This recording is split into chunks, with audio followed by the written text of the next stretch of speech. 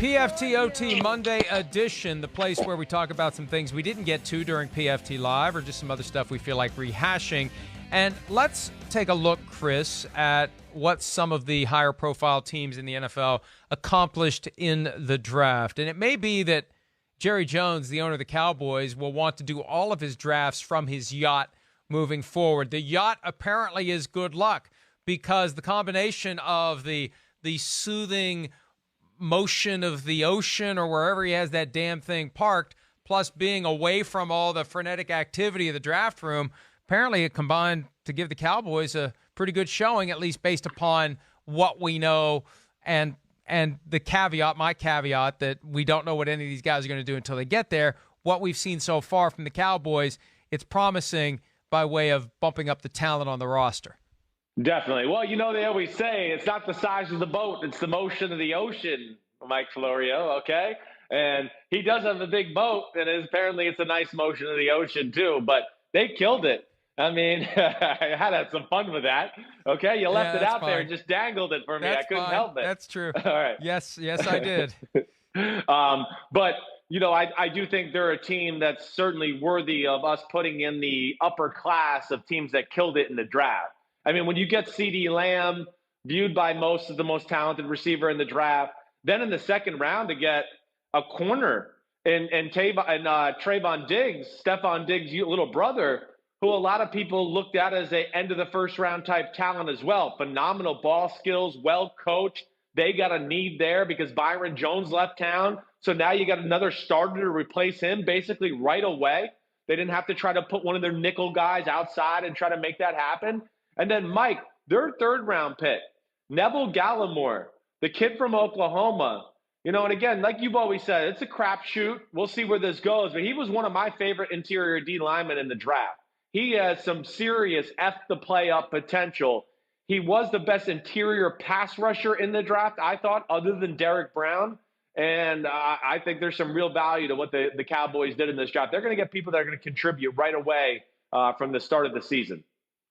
Yeah, I mean, the CeeDee Lamb thing was so significant because I still feel like 22 years later, Jerry Jones is trying to atone for not taking Randy Moss as he slid in the first round of the draft. And remember, Moss was under the impression that the Cowboys were going to take him if he was on the board. They didn't. CeeDee Lamb is sitting there at 17, and it almost makes that offense potentially unfair when you consider the offensive line still one of the better ones in the NFL. Ezekiel Elliott, Dak Prescott, Amari Cooper, and you throw CeeDee Lamb into the mix. They could be a dynamic offensive team in Mike McCarthy's first year as the head coach. And I'm surprised you didn't mention a couple of guys, Tyler, it looks like you could pronounce his last name Badass. I'm just going to call him Tyler Badass, Biadasz. But he comes in at the center position, and I know it's not, given where he's drafted on Saturday, an automatic that he plugs right in for Travis Frederick, but they needed to address that position. I'm surprised they waited as long as they did, Chris. No, well, you know, they got a good eye for talent. That's what we do know. And then if you're looking for good offensive line play, Wisconsin's always a good place to look. So not that they're desperate at the center position. They got guys there that I think that they think can fill in right away, even without this rookie. But now this gives them a little bit more depth and flexibility there if there is an injury to happen or anything like that. And even Mike, the guy they got in the fifth round, with pick 34 in the fifth round, Bradley Anae from Utah.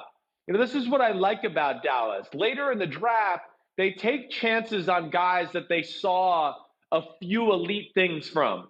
Anae from Utah is a really gifted, talented pass rusher. Now, he's a little underwhelming in the other parts of his game. He's not great at defending the run, but I think they're going to find a role for this kid where on third downs, he'll be a pain in the butt coming off the edge. He's slippery, knows how to use his hands, has a lot of different weapons as far as pass rush moves are concerned. So, you know, I really applaud the Jones family. They have quite an eye for talent, and I think they plugged a lot of holes and improved their football team this weekend. Yeah, you know, and again, we'll see how these guys pan out, but they had lost so many guys in free agency. We've been so focused on the Dak Prescott contract and Amari Cooper, who they kept. A lot of gaps that needed to be filled, and they worked toward doing that. All right, by the way, it's Tyler Biadasz. I prefer Tyler Badass for the new Cowboys center, and they're going to need him to be a badass. All right, the Kansas City Chiefs are the baddest of the badasses in the NFL right now, the defending Super Bowl champions. We have had much to say about Clyde Edwards-Helaire, the LSU running back who was the 32nd overall pick in the draft, your top running back in the draft. The Chiefs apparently agreed. What did you think of the rest of their selections, Chris? Well, again, getting an offensive lineman, right, in round 3, and Lucas Niang, you watch him. He's a giant human being. And Andy Reid's one of those guys where, like we talk about with other teams, like the Steelers with the receiver, when Andy Reid drafts an offensive lineman, I always perk up because I think he's a little bit of an offensive lineman whisperer. He's got a very keen eye for finding guys in the mid rounds of the draft, and then 2 or 3 years from now, we turn around and we go, damn, this guy's a good player. And oh man, Andy found himself a hidden gem once again. He's very good at that. But then in round 2, linebacker position, a little bit of need as far as the Kansas City Chiefs are concerned. They get Willie Gay Jr., the kid from Mississippi State, who's really athletic, can fly around the field, almost like an athletic, strong safety with the way he moves. So I think there was very great value in those 2 picks. I look at the top 3 picks and go, there's again, they got two picks in the linebacker and the running back that are going to contribute right away with an offensive lineman that, again, just gives them a little bit more depth and somebody for the future to take over when they do lose some guys. So I'm a big fan of Brett Veach and Andy Reid. They always seem to have a plan of attack as far as what they want to do with their team. Yeah, and look, they get the benefit of the doubt right now because they have put together one of the best rosters in the NFL. And any guy that Brett Veach takes, I'm giving him the benefit of the doubt because he's the guy that found Patrick Mahomes one of the greatest players in NFL history after only 3 NFL seasons. The greatest quarterback of all time in the opinion of some, Tom Brady, gone from the New England Patriots. We talked during the show today about the fact that the Patriots did not draft any quarterbacks because, as Bill Belichick said, it wasn't part of the design. It was just the way things played out. And the way it played out, they had plenty of picks, traded out around 1, which they have done in the past. What did you make of the entire collection of draft picks that the Patriots put together this year, Chris? Well, they lost Jamie Collins and Kyle Van Noy, right, in free agency. Dante Hightower's getting up there in age. We know they value those hybrid-type linebackers who could do a lot of different things. So you look in the 2nd and 3rd round, they get Josh Uche from Michigan, who's like an outside linebacker, inside linebacker, defensive end, athletic freak hybrid. So that certainly makes sense. Pick 3, Anfernee Jennings from Alabama, another guy that's kind of an outside linebacker, defensive end hybrid. So they're going to be able to use him in a lot of different ways. And then really, pick number 5 of round 2, Kyle Duggar from Lenoir-Rhyne, Mike. This was the number 4 safety on my, big board at that position. He's got some superstar, if he hits, he could be like a Sean Taylor type of a talent. I mean, that's really what he is, Mike. The only thing that scares you is just the competition in which he played. But I think this, again, the Patriots here we go. Let's not forget, they were a defensive football team last year. They won almost all their games because of their defense. And I think Bill Belichick is showing you again, he plans on playing that type of style. And then Mike also got Asiasi, the tight end, right, from UCLA in the 3rd round.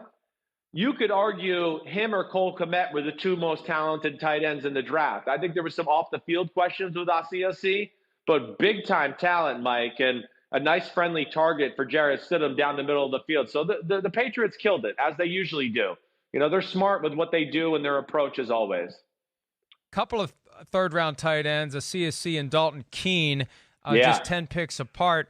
No receivers, plenty of offensive linemen late in the process, a kicker, which they need now that Stephen Gostkowski has moved on. And anytime you draft a kicker, it makes people nervous because you can find so many of those guys after the draft has ended. You better believe in Justin Rohrwasser as a 5th-round pick, or you end up squandering that selection that could have been devoted to something else. But again, Belichick gets the benefit of the doubt because of the 6 rings, the pelts on the wall and or the pellets on the horse, and the very Spartan, no-frills draft setup that he had with his dog and with his 2 computers. It's Belichick. He probably could have done it all with a telephone. He probably didn't even need a computer there. He could have had a binder and an old phone, the one they used to put on the wall in the kitchen with the long cord. That's all he would have needed, and he would have gotten it done. Well, Mike, you're exactly right, too. And, there is something to that. He had two computers there, right? It looked like he had one that was a Mac and one that was a PC. And most organizations, you run PCs because they have certain formats and things like that where you can, have your evaluations of guys set up in certain ways, and it's good that way. But I thought this was interesting to me, too. Most of these guys that you saw with these setups of these screens everywhere, right? One of the things a lot of these GMs and talent evaluators do during the draft is when they get into the middle to late rounds, they sit there and go back and watch film to go, which one do I like more? Do I like this guy more? And they have a conversation with it on the fly during the draft. New England's, they're like, no, we've evaluated these guys so exhaustively. We don't need to go back and look. We know exactly what we're doing. We've evaluated these guys for 3 years, and we've looked under every rock and know everything about their family history to where they don't need to do last second, it was close between this guy or that guy. Let's evaluate them one more time and we'll make our pick. No, they're ready to go, and they don't need that type of setup. So I kind of found that intriguing too. Yeah, I talked about it. I talked about this with someone over the weekend. The idea that there's a point where you just have to do it. You cannot allow yourself to continue to talk and think. You'll talk yourself out of a guy that you're sold on. You talk yourself into a guy that you shouldn't be sold on. You just need to have the conviction that you spent all that time putting your board together.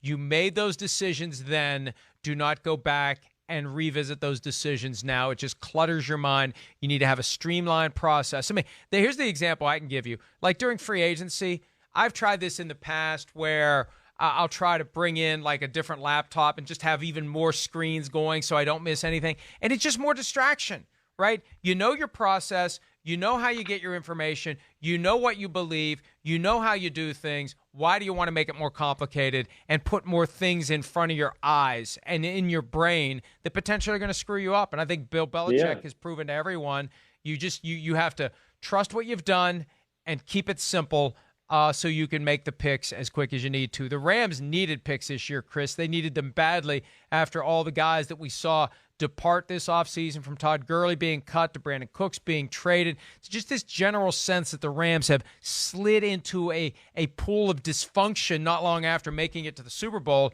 What did you think of what they did with their draft picks? Well, I like their draft. I did. For a team that didn't have a first-round pick, I thought they made the most of what was available to them.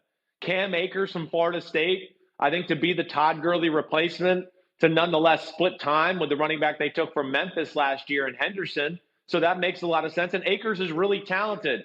I think a lot of people looked at him as one of the 5 best running backs in the draft. Mike, I honestly thought he was every bit as good as DeAndre Swift from Georgia. I mean, I made DeAndre Swift number 5 only because I saw a little bit more in the pass game, but I'm not so sure I wasn't more impressed with what I saw running the football and how it translates to the NFL and Cam Akers. But then to get Van Jefferson, Mike, Van Jefferson, probably the best route running wide receiver in the draft, even better than the Jerry Judys and the Justin Jeffersons. Really well schooled. His dad, an ex-NFL receiver, coach, is a coach of the New York Jets right now. He can be a lot like a Cooper Kupp that they already have there. So there's another weapon to go along with Robert Woods, who's going to be able to do things. And then, Mike, my favorite, Terrell Lewis in round 3. This other than Clavon Chason and Chase Young, this was the 3rd best pass rusher in the draft. Now, he had injury history at Alabama, but if he's healthy, his talent is top 20 pick in the draft type talent. He's had some knee issues. He played all his games last year. He missed, I think, a little bit here and there, but nonetheless was pretty much healthy. He's special. And then you talk about what they did in free agency with A'Shaun Robinson and Leonard Floyd and got Michael Brackers back. The one thing I'll say is their defense is going to be a real pain in the butt. I know that. They've got some studs over there. Watch out for the NFC West. Those 4 teams all are going to be series contenders this year, including the Cardinals, who got Isaiah Simmons with that 8th overall pick, and that offense continues to get better and better, and they're going to be a factor as well. All right, before we go, we didn't talk about this during the show today. There wasn't time for it, but the Bill O'Brien decision to give Laremy Tunsil $22 million per year on just, I think, a 3-year extension. Is it a 3-year deal beyond the 1 year he had left? Not a whole lot of a commitment there from the player, a lot of money from the team. What were your thoughts on the extension that Laremy Tunsil signed with the Houston Texans, Chris? Well, I mean, Laremy Tunsil's got the Houston Texans and Bill O'Brien over the wheelbarrow. I mean, that's what he's got. He's got him right where he wanted, and this is why I think we saw the Houston Texans trade away DeAndre Hopkins. They knew they were going to be paying top market type money to Laremy Tunsil. And then, as we all know, Deshaun Watson's on the horizon as well. But, I mean, Bill O'Brien and the Texans, they did this to themselves. They negotiated themselves in the corner with this one, with the way and the assets they traded away from Laremy Tunsil. It's my understanding, Mike. I mean, Laremy Tunsil knew he had the Texans over the wheelbarrow to such a point that he didn't even have an agent do this deal. He saved this 3% because he knew he got him. He didn't need an agent to go, I want to be the highest paid tackle and I want a 3-year deal, or I leave town and all those first picks you traded away from me are out the door. So he's a really good football player. He is one of the top 3, 4, 5 best pass protectors in football. Is he the best left tackle in football? No, I would say not. But as we see with other positions, when it's your time to sign and you're in that conversation, you usually become the highest paid guy. And you know how I feel about this. A good agent would have gotten enough more beyond what Tunsil got on his own to justify the 3%. And I don't know whether or not there was talk that he was going to move on from his agent. I'm looking to see now while we I'm pretty sure he did. I had heard from some people in the NFL world that he had moved on from his agent. If I am wrong, I stand corrected. I'm in the process. I'm in the process of checking while we speak. But look, this is what happens when you do that trade without insisting that the deal is done the moment you do the trade. The Rams screwed this up the same way with Jalen Ramsey last year. It's one of the impediments to a Yannick Ngakoue trade. You're not going to trade for a franchise-tagged pass rusher and not have him signed to a new deal. So Mike, I think the big thing, you just have to do it. If you do that kind of trade, you have to do the deal on the way through the door. No doubt about it. I mean, I think about Jalen Ramsey with the Rams right now, and he should just do the same thing. Just absolutely blow the deal out of the market. That's to me, I think, the biggest shocking thing here, Mike. It's not like he just one-upped Lane Johnson as being the highest paid tackle in football. He upped him by $4 million. I mean, that's insane. I mean, that's like, again, that to me is a huge market jump right there for a player, with Laremy Tunsil, who I said, again, is really good. But, man, $22 million as compared to the next guy in line is $18 million, and Anthony Costanzo at $16.5 million.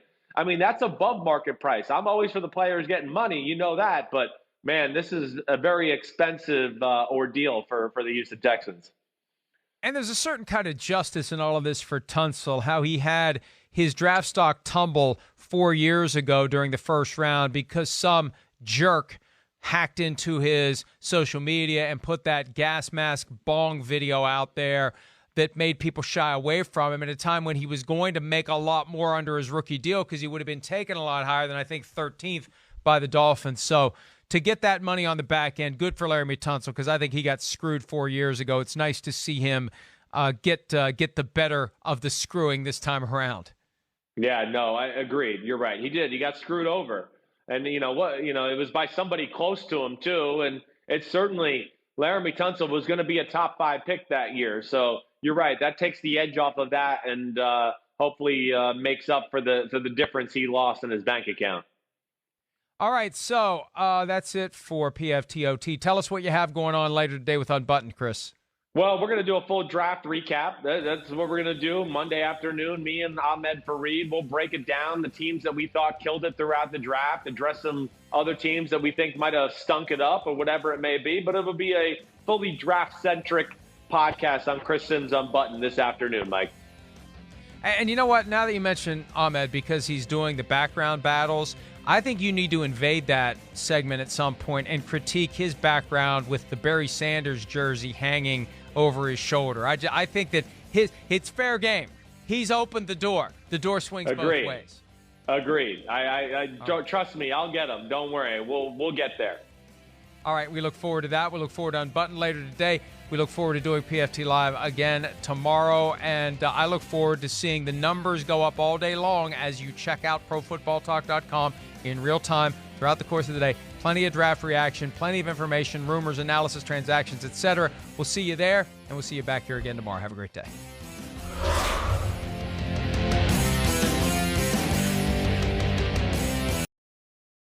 Hi, I'm Mike Tirico, and thanks for watching. Make sure to hit subscribe for the latest news and highlights from NBC Sports.